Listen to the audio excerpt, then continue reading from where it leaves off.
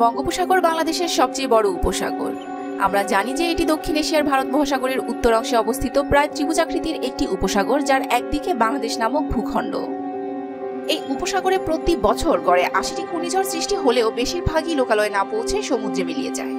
তবে যে ঝড়গুলো উপকূলে আঘাত হানে সেগুলো ভয়াবহ ক্ষতির কারণ হয়ে দাঁড়ায়। ইতিহাস বলছে সবচেয়ে বড় বড় বিধ্বংসী ঘূর্ণিঝড় আঘাত হেনেছিল বাংলাদেশে।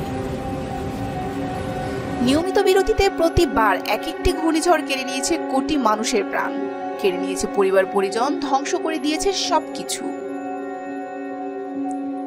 ইতিহাস সাক্ষী করা ৬০টি ঘূর্ণিঝড় যা আজও মানুষ ভুলতে পারেনি। বিস্তারিত জানবো, সাথে আছি আমি শাহরিন সেতু। সাবস্ক্রাইব করে নিউজপিডিয়ার পাশে থাকবেন। বিশ্ব ইতিহাসের ভয়ঙ্কর প্রাকৃতিক দুর্যোগগুলোর মধ্যে অন্যতম দ্য গ্রেট বাকেট সাইক্লোন। 1876 সালের অক্টোবরে এই ভয়াবহ ঘূর্ণিঝড়টি আঘাত হানে বরিশালের বাকেরগঞ্জে। সে সময় ব্রিটিশ শাসনামল চলছিল। ভয়াবহ ওই ঝড়ে প্রাণ হারিয়েছিল অন্তত 2 লাখ মানুষ। দুর্যোগ মোকাবেলা করে কাটিয়ে উঠতে বেশ বেগ পেতে হয়েছিল।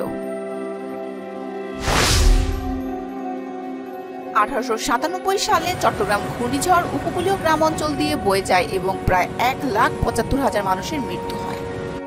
সে বছর দেশে কলেরা মহামারীতে 18,000 মানুষের মৃত্যুর পরপরই ঘূর্ণিঝড়টি আবারও কেড়ে নেয় লাখো মানুষের প্রাণ।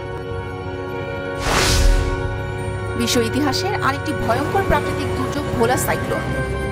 1970 সালের 13 নভেম্বর তৎকালীন পূর্ব পাকিস্তানের উপর দিয়ে ঘন্টায় 205 কিলোমিটার বেগে বয়ে যায় এই সাইক্লোনটি। এর সর্বোচ্চ উচ্চতা ছিল প্রায় 10 থেকে 33 ফুট। ক্ষতিগ্রস্ত হয় চট্টগ্রাম, বরগুনা, খেপুপাড়া, পটুয়াখালী, চর বোরহানুদ্দিন, চর তজুমুদ্দিন, মাইজদি ও হরিণঘাটা।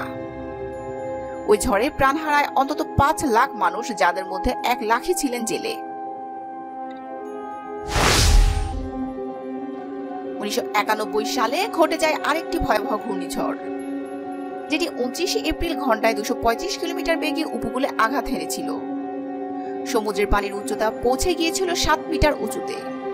এতে প্রাণ হারিয়েছিল উপকূলের অন্তত 1,40,000 মানুষ। ঘূর্ণিঝড় সিডরের নাম আমরা কম বেশি সবাই জানি। 2007 সালের নভেম্বর মাসে খুলনা বরিশাল উপকূলীয় এলাকায় আঘাত হানে সিডর। শ্রীলঙ্কান শব্দ সিডর, যার অর্থ চোখ।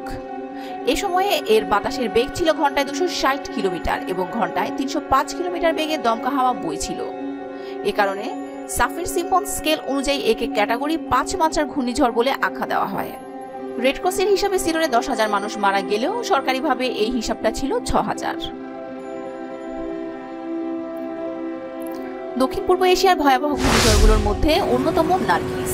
2008 সালের মে মাসে যেটি মিয়ানমারে আঘাত হানে। এতে প্রাণ হারায় 1,40,000-এরও বেশি মানুষ। 4,50,000 ঘরবাড়ি পুরোপুরি বিধ্বস্ত হয়। 2009 সালের 25 মে পশ্চিমবঙ্গ খুলনা উপকূলীয় এলাকায় আঘাত হানা প্রবল ঘূর্ণিঝড় আইলা, যার বাতাসের গতিবেগ ছিল 70 থেকে 90 কিলোমিটার পর্যন্ত।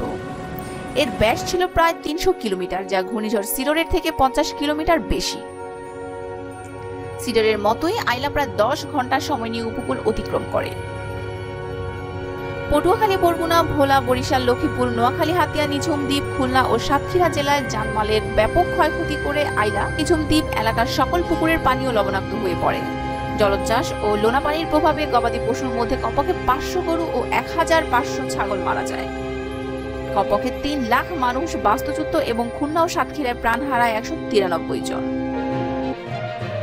ধন্যবাদ। নিউজপিডিয়ার সাথেই থাকুন, চোখ রাখুন পরবর্তী ভিডিওতে।